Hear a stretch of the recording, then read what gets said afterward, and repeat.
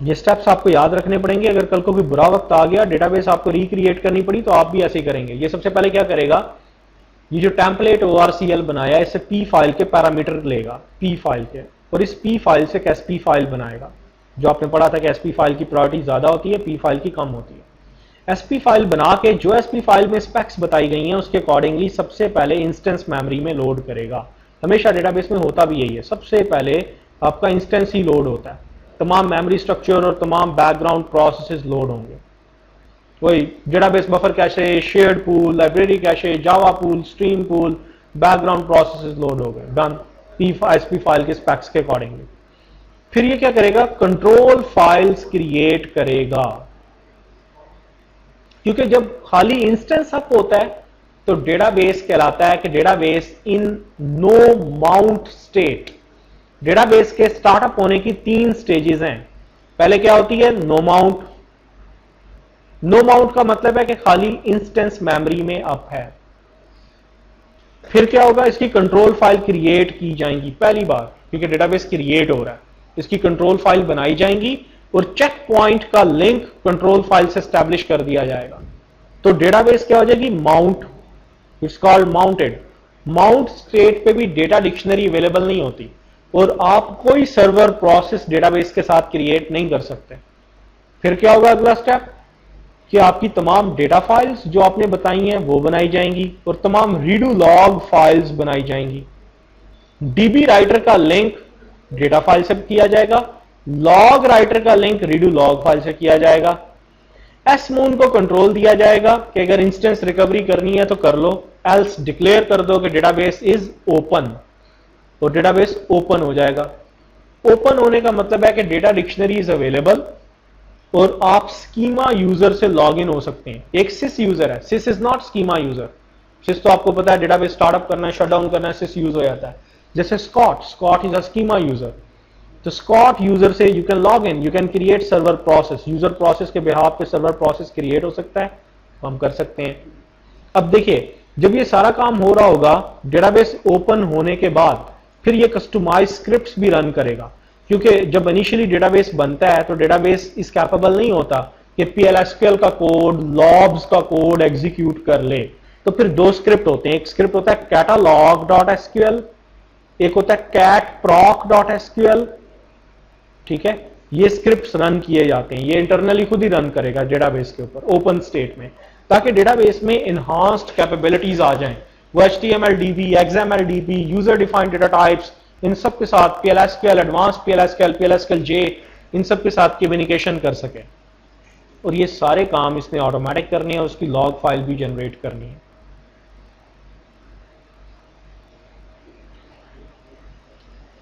हाँ जी,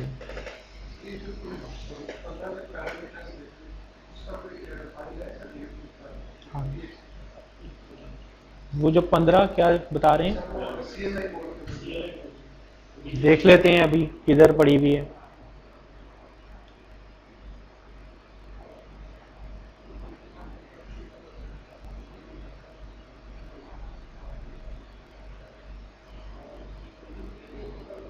सर क्योंकि database creation में मैं इसको छेड़ना नहीं था चाह रहा।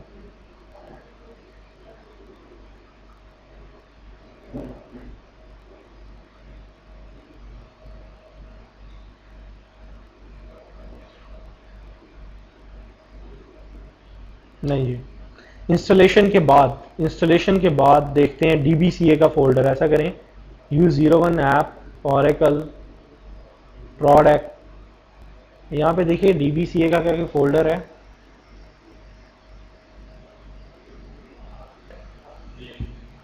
एक मिनट,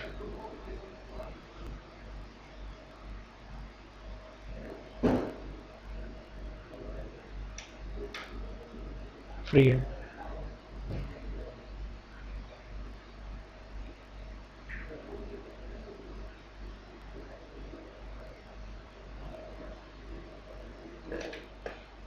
या तो DBCA का फोल्डर होगा या RDBMS के अंदर एक फोल्डर होता है डेमो का, नहीं,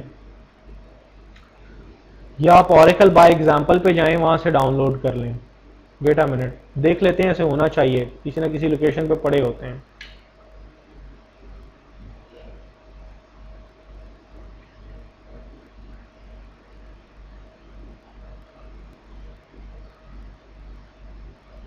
रिलीज नोट है, रैक जी है, RDBMS है। रिस्पॉन्स का नाम का तो कोई है कोई नहीं। अच्छा, नेटवर्क की सेटिंग्स,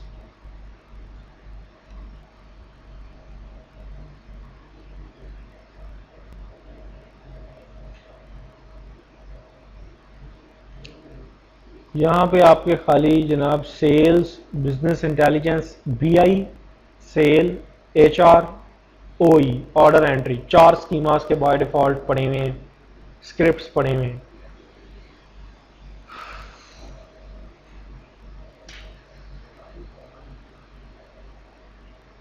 DBC है, DBC है and this one is templates.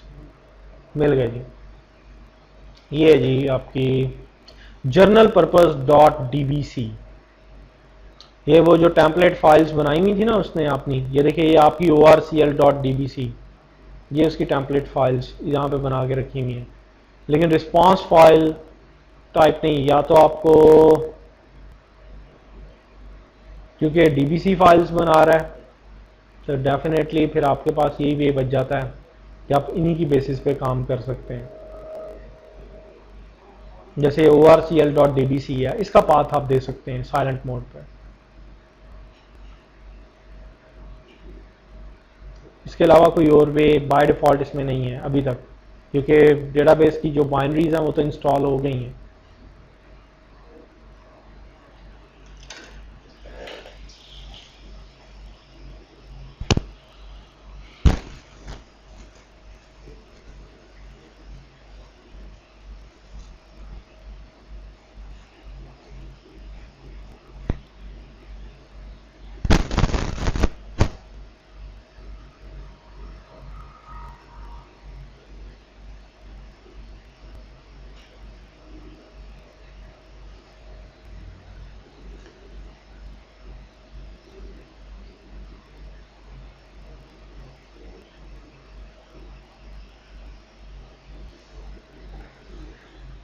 हाँ जी, इंशाल्लाह नेक्स्ट टाइम हम चैप्टर नंबर 4, 5, 6, 7 कोशिश करेंगे कंप्लीट हो जाए।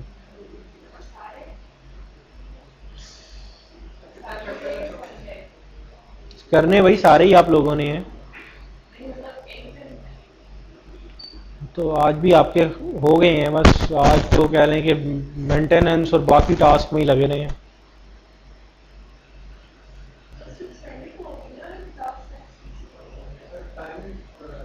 नेक्स्ट टाइम 10 AM कर लें, 10 AM कर लें, क्योंकि मेरे लिए भी सुबह 9 बजे आना पॉसिबल नहीं। एक बार सो गए तो फिर सो गए आप, या तो सुबह 7 बजे आ जाएं, 12 बजे तक पढ़ के फ्री, या फिर 10 बजे आ जाएं, 3 बजे तक कंटिन्यू मैक्सिमम करेंगे, नॉट मोर देन दैट।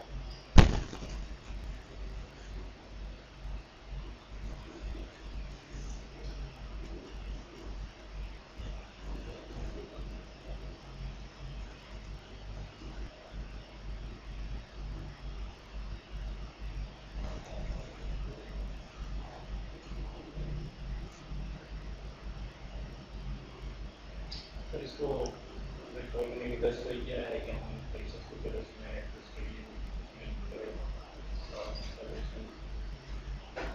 हाँ जी, इंस्टॉलेशन आप लोग अपने अपने पीसीज पे कर सकते हैं। Now you are capable enough कि आप ये सारे काम अपने होम पीसी पे करें। सो अपना जो है टाइम ज़ाया नहीं करें, क्योंकि इसके बाद टाइम बचना कोई नहीं है आपके साथ। तो बात तो स्पीड 100 किलोमीटर पर आवर हो जानी है, ठीक है। तो अभी तो पहले 3 चैप्टर्स थे, 3 चैप्टर्स कैपेबल हैं कि आप इजीली आज साथ हो सकते हैं, शामिल हो सकते हैं। You can join us. ले जी, done. Database gone to be end. कहते जी बाय डिफॉल्ट इसका है lnxdb.localdomain 1158 बाय डिफॉल्ट पोर्ट होती है, और EM, ठीक है। तो बता रहा है कि SP फाइल किधर उसने रखी हुई है, SID क्या है, EM क्या है, पासवर्ड चेंज करना चाहते हैं, अकाउंट अनलॉक करना चाहते हैं, तो इट्स अप टू यू, ठीक है। कहता है कि कुछ इनिशियली अकाउंट लॉक्ड हैं, आप उन्हें बाद में अनलॉक भी कर सकते हैं। कहता है जी नए पास देना चाहते हैं डिफॉल्ट, ये देखिए वो स्कीमाज हैं सारे के सारे जो आपके डेटाबेस में बाय डिफॉल्ट हैं। आप कोई नए पास इनके सेट करना चाहते हैं तो you can do that one thing, exit, खत्म। ये देखिए DBC है, फिनिश, डन। टर्मिनल को किल करें, डेटाबेस नई आपकी बन चुकी है। क्योंकि Oracle SID कॉन्फ़िगर्ड है, दो तरीके हैं, या एक तो Firefox, Mozilla Firefox. Mozilla Firefox में आप अपना होस्ट नेम लिखें, मैं से देखें रन करता हूं, EM पे आप लॉग इन हो सकते हैं। You can write down here https lnxdb.local domain domain कितनी पोर्ट बताता था 1158।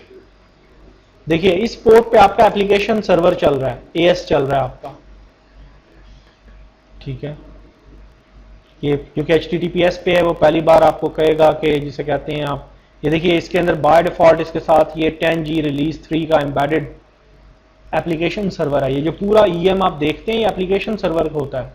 आप डायरेक्ट डेटाबेस के साथ कम्युनिकेट नहीं कर रहे होते, दरमियान में एप्लीकेशन सर्वर होता है। आपके वेब पेजेस, OEM पेजेस पहले AS के साथ कम्युनिकेट कर रहे हैं, 10G रिलीज 1 के AS, और फिर आगे से आप डेटाबेस। अब ये देखिए, अब मैंने क्योंकि EM नहीं था आगे लिखा, ताकि मैं आपको AS दिखाना चाह रहा था। पूरा EM लिखेंगे तो वो आप EM कंसोल ले आएगा, जिसमें आप SYS Oracle SYS DBA login होते हैं, ठीक है। अच्छा जी, या तो ये काम कर लें, या फिर like client, this one is my client machine, ठीक है। क्लाइंट मशीन के साथ आप डायरेक्ट IP लिख सकते हैं, या यहां पे भी आप वो काम कर सकते हैं। अगर विंडोज पे उसकी आउटपुट लेना चाहते हैं तो दो तरीके हैं।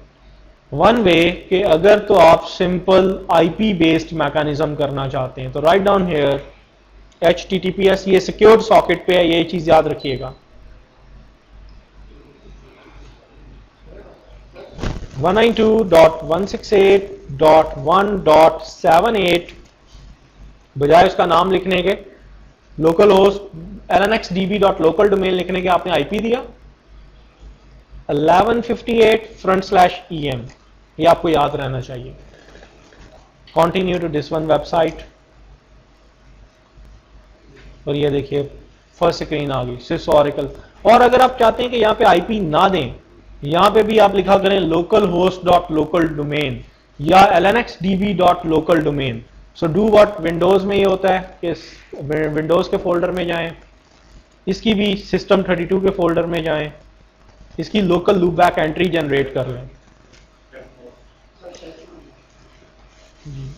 एक मिनट, यहां पे आप चले जाइए, यहाँ पे ड्राइवर्स के नाम का फोल्डर होता है, उसमें ETC के नाम का, और उसमें HOSTS होस्ट फाइल है, इसमें आप एंट्री कर दें। तरीका ये होता है कि इसको आप नोटपैड में ओपन करें,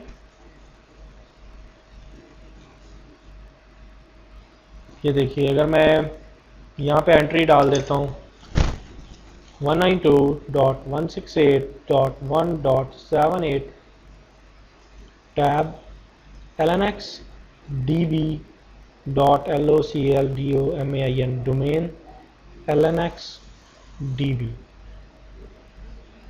alt fs exit। now you can write down, else उसने एरर दे देना था।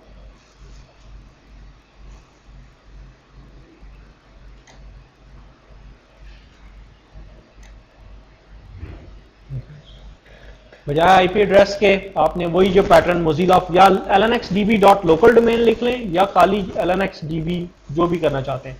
बट एक चीज याद रखिएगा, ETC होस्ट, अगर आप मल्टीपल नेटवर्क्स में काम करते हैं और मल्टीपल डायनामिक सेटिंग्स आपको करनी पड़ती हैं, तो अपनी ETC होस्ट की वो एंट्री को कल को डिसेबल भी कर दीजिएगा।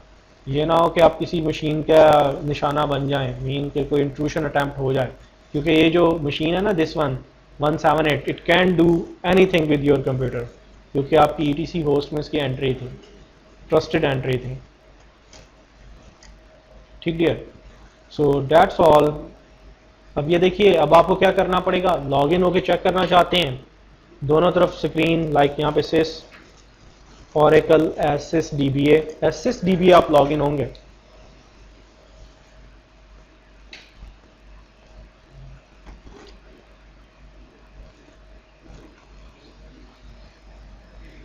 जी ये देखिए ऑल स्क्रीन्स लाइक परफॉर्मेंस की availability, this one is OEM Oracle enterprise manager, जिस पे आप लॉग इन होकर यू कैन डू एनीथिंग। तमाम DBA टास्क जितने भी आपने करने हैं यूजुअली आपने इसी OEM के थ्रू करने हैं। मैं लॉग आउट हो रहा हूं। अब देखिए यूनिक्स के ऊपर अब चंद एक काम आपको मेरे आने से पहले खुद करने पड़ा करेंगे रोज। क्या काम करने पड़ने हैं आपको? सर्विसेज स्टार्ट और शट। अब सर्विस शट करने का तरीका क्या है? क्योंकि पाथ कॉन्फ़िगर्ड है, you can directly write down emctl stop application server को डाउन करना है। अब ये एप्लीकेशन सर्वर भी डाउन हो जाएगा, OEM की वेबसाइट भी डाउन हो जाएगी और आपका Oracle एजेंट भी डाउन हो जाएगा। ठीक है, तीन चीजें, application server, OEM website and agent, आपका जिसे कहते हैं जिसे मैनेजमेंट एजेंट कहते हैं। तीन चीजें एक ही कमांड के साथ, emctl स्टॉप db कंसोल। आगे मैंने डेटाबेस का नाम नहीं बताया क्योंकि डेटाबेस एक ही है, वो बाय डिफॉल्ट Oracle_SID की वैल्यू उठा रहा है, वो क्या ORCL। तो db कंसोल जो ORCL डेटाबेस के लिए उसको वो डाउन कर रहा है। इसको टाइम दें ताकि ये end tier present middle tier की सर्विसेज डाउन कर दें। नहीं जी, स्टॉप हो गया।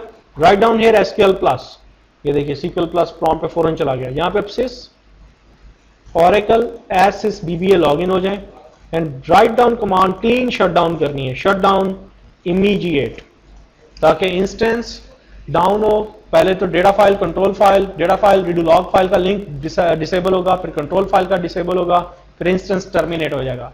मीन पहले डेटाबेस आपकी क्लोज होगी, डिसमाउंट होगी, फिर शटडाउन होगी। ये देखिए close, dismounted and shutdown, done. Exit करके बाहर आ जाए। डेटाबेस लिसनर पीछे रह गया, LSNR-CTL लिसनर कंट्रोल मोड पे जाएं, write down here stop, stop के बाद लिसनर का नाम, listener gone to be end. अगला चैप्टर हमारा इन्हीं चीजों पे है कि सर्विसेज स्टार्ट कैसे करनी है, स्टॉप कैसे करनी है, क्या चीजें होती हैं। जिस ऑर्डर में स्टॉप किया, स्टार्ट रिवर्स ऑर्डर में होगा। पहले लिसनर अप होगा, फिर डेटाबेस अप होगी, सबसे बाद में AS और OEM वेबसाइट अप होगी। उसके बाद आप क्लीन अपने होल इसको डाउन करेंगे, शटडाउन, क्लीन शटडाउन आपने कर दी।